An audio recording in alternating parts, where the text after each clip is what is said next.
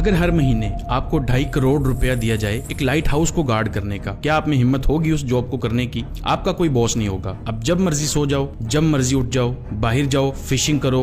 लेकिन असल जॉब आपकी सिर्फ ये है कि लाइट हाउस के टॉप पर एक लाइट है, उसको आपने बंद नहीं होने देना। और सिर्फ इसी काम के लिए आपको एनुअली 30 करोड़ रुपए यानी 1.2 मिलियन डॉलर्स दिए जाएंगे। लेकिन फिर भी इस जॉब को करने के लिए कोई तैयार क्यों नहीं है? और आप भी मना ही करेंगे जब आपको असल हकीकत का पता चलेगा। चलिए देखते हैं। तो ये है ज़्यूमॉन लाइट हाउस, जो समंदर के बीचों बीच है और साहिल से कई किलोमीटर दूर है। मतलब ये ऐसी जगह है जहां आपका बाहर की दुनिया से कोई राब्ता नहीं होगा। इससे पहले कि आप इस जॉब के लिए सीवी भेजो, पहले सारी हकीकत जान लो। अकेलापन तो महसूस होगा ही उधर, लेकिन रात को सोते हुए जब समंदर की लहरें इस लाइट हाउस से टकराती हैं तो कब्र में सोया हुआ मुर्दा तक डर जाता है। कभी कभी तो ये वेव्स लाइट हाउस से भी ऊंची होती हैं, क्योंकि इस एरिया में बहुत ही खतरनाक तूफान आते हैं और जिंदा रहने की कोई गारंटी नहीं है। ये जो पिक्चर ली गई है रेस्क्यू ऑपरेशन करते हुए, उसमें आप साफ देख सकते हैं कि लाइट हाउस का कीपर किस तरह तूफान से घिरा हुआ है। ये तूफानी लहरें पूरे तरीके से लाइट हाउस को कवर कर लेती तो इस कीपर की जान को खतरा भी हो सकता था। ये सब जानने के बाद क्या आप में हिम्मत है इस जॉब को अप्लाई करने की? सोच तो आप रहे होंगे, ऐसी क्या जरूरत थी ऐसे लाइट हाउस को बनाने की, और वो भी ऐसी जगह पर, और ऐसा क्यों है कि ये लाइट कभी भी बंद नहीं होनी चाहिए? तो चलिए आपको इस लाइट हाउस की शुरुआत के बारे में बताता हूँ। पुराने जमाने में जब लंबे सफर के लिए ना रोड्स होते थे ना ही गाड़ियां, तो पानी के रास्ते सफर किया जाता था। तो एक बंदा था जिसका नाम था कैप्टन मार्सिया। ये बड़ा ही जबरदस्त सेलर था। इसे अपने खतरनाक समंदरी सफर के लिए जाना जाता था। इसके साथ एक इंसिडेंट होने वाला था। शिप्स तो पहले जमाने में लकड़ियों की ही होती थी। तो एक रात कैप्टन पानी में से बहुत ही अंधेरे वाली जगह में से गुजर रहा था कि पानी के नीचे बड़े बड़े रॉक्स आ गए, जिसकी वजह से उनकी शिप में सुराख हो गई और वो उलट गई और उनको बहुत ज्यादा नुकसान हो जाता है। इस इंसिडेंट के बाद कैप्टन ने सोचा कि इस प्रॉब्लम का कोई ना कोई सोल्यूशन तो होना चाहिए, ताकि वो इस खतरे को पहले ही देख सकें और इस प्रॉब्लम से बच सकें। दूसरी तरफ अगर ओशन को देखें तो आपको पता है कि ओशन कितना बड़ा है,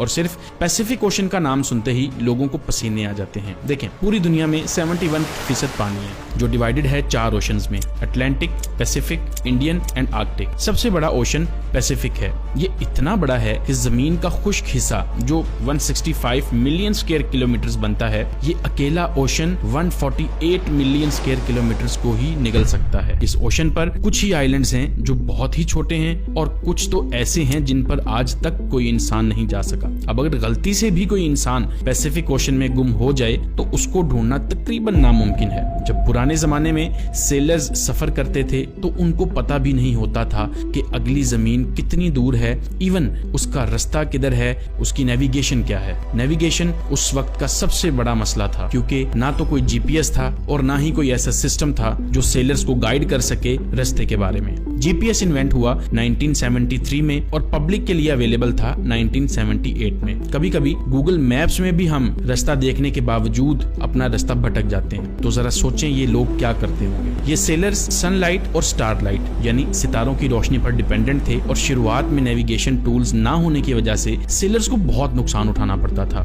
जैसे कैप्टन एलिस एक बहुत बड़ी प्रॉब्लम में फंस गए जब रात के वक्त अचानक सितारों के सामने बादल आ गए तो रोशनी बिल्कुल खत्म हो गई। उन बादलों के साथ ही तूफान भी आ गया समंदर में, जिससे ये लोग रास्ता भूल गए। और जब सुबह हुई और इनको पता नहीं लग रहा था कि जाना किधर है, अब खाना पीना खत्म हो गया, क्रू मेंबर्स भूख प्यास की वजह से मरने लगे। समंदर का पानी वो पी नहीं सकते थे क्योंकि ये पानी पीने के काबिल नहीं होता। तो काफी लंबे अरसे के बाद उनको लैंड मिली और उनकी जान बच जाती है। अब दुनिया के सबसे पहले लाइट हाउस की शुरुआत होने वाली थी इजिप्ट में, मेडिटेरेनियन सी के साथ था एंशिएंट सिटी ऑफ अलेक्जेंड्रिया। वहाँ के रूलर थे टॉलमी II ऑफ द फिलाडेल्फियस। इसका किंगडम उस टाइम प्रॉपर हब था ट्रेड कल्चर के लिए, लेकिन इस किंगडम के लिए सबसे बड़ा मसला ये था कि इसकी लोकेशन, अगर आप इस पिक्चर को गौर से देखो तो शहर के किनारे पर जाने के लिए यहाँ से गुजरना पड़ता था। और इसके साथ में देखें कि कितने सारे पत्थर हैं। जब ट्रेड करने वाली शिप्स रात के वक्त यहाँ से तेजी से गुजरते तो ये पानी के नीचे मौजूद नोकदार पत्थरों से टकराती थी और डूब जाती थी, और इनके कार्गो भी जाया हो जाते थे, जिसकी वजह से इनके किंगडम को बहुत ज्यादा नुकसान हो रहा था। किंग पटोलवी ने अपने किंगडम की मेरीन रोड की सेफ्टी के लिए उस टाइम के एक्सपर्ट और ब्रिलियंट आर्किटेक्ट्स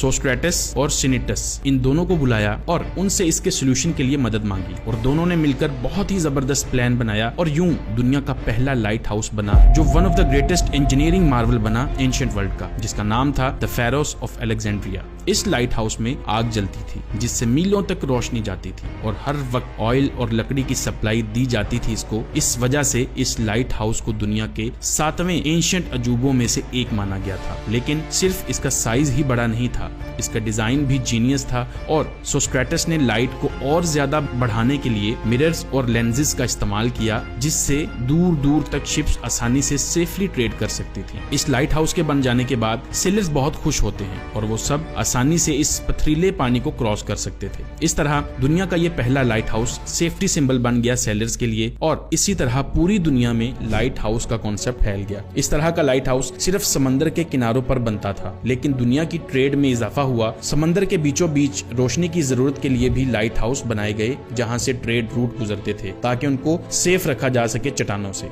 इसी वजह से समंदर के बीचों बीच डिफरेंट लोकेशंस पर लाइट हाउस देखने को मिलते थे। शुरू में इन लाइट हाउस पर आग जलती थी, लेकिन ये कोई आइडियल सिचुएशन नहीं थी कि रोज लकड़ियां, ऑयल या कोयले का इस्तेमाल करके आग को जलाया जाए। हत्ता के कैंडल्स, गैस लैंप और ऑयल लैंप भी आ गए थे, लेकिन आग की लाइट इतनी ज्यादा ब्राइट नहीं होती थी। फिर जब इलेक्ट्रिसिटी प्रोड्यूस हुई थी और लाइट की इनोवेशन हुई, तो ये लाइट हाउस भी इलेक्ट्रिक बल्ब पर शिफ्ट होना शुरू हो गए। क्योंकि इनकी लाइट ज्यादा होती है, लेकिन फिर भी लाइट हाउसेस लाइट को मीलों दूर किस तरह रिफ्लेक्ट करते थे, इसका जवाब है ये लेंसेज। 1800 तक इन रिफ्लेक्टर्स को लाइट सोर्स के पीछे लगाया जाता, लेकिन उस टाइम के इंजीनियर्स को एक बात पता चलती है कि लाइट को और ज्यादा फोकस किया जा सकता है कि लेंसेज को अगर हम लाइट के सामने रख दें। इसमें मसला ये था कि जितना मोटा लेंस होगा उतना ही कम लाइट होगी। तो यहाँ पर आ जाता है फ्रेंच फिजिसिस्ट और इंजीनियर फ्रेस्लर, जिनके पास बहुत जबरदस्त सोल्यूशन था। इन्होंने लेंस को और बारीक कर दिया और उसके डिजाइन को इस तरह बनाया कि सारी की सारी लाइट एक ही पॉइंट पर फोकस कर रही थी। इस तरह से फैली हुई लाइट को एक सिंगल डायरेक्शन में भेजा जा सकता था। आज मोस्टली लाइट हाउसेस में फ्रेंजर लेंसेज ही इस्तेमाल होते हैं। इस इनोवेशन ने लाइट हाउस को रेवोल्यूशनाइज कर दिया और लाइट को मीलों दूर से आराम से देखा जा सकता था। तो इस तरह इन लाइट हाउसेस की मदद से शिप्स को खतरे का आराम से पता चल जाता था। वो जो शुरू में मैंने आपको जॉब बताई थी कि जुमैन लाइट हाउस में रहने के 30 करोड़ रुपए मिलेंगे, सिर्फ आपने ये देखना है कि इस लाइट हाउस की लाइट जलती रहे। अब क्या आप लोग इस जॉब को करने के लिए इंटरेस्टेड हैं? ये लाइट हाउस तो एंशिएंट जमाने में बना था और इसने पूरी दुनिया की मरीन ट्रेड की सेफ्टी को रेवोल्यूशनाइज कर दिया और ये एंशिएंट राजा की तरफ से बहुत अच्छा काम था। उम्मीद है आप लोगों को वीडियो पसंद आएगी। अगर इस तरह की मजीद वीडियोस देखना चाहते हैं, हमारे चैनल को सब्सक्राइब कर लीजिए। मिलते हैं अगली वीडियो में। अल्लाह हाफिज।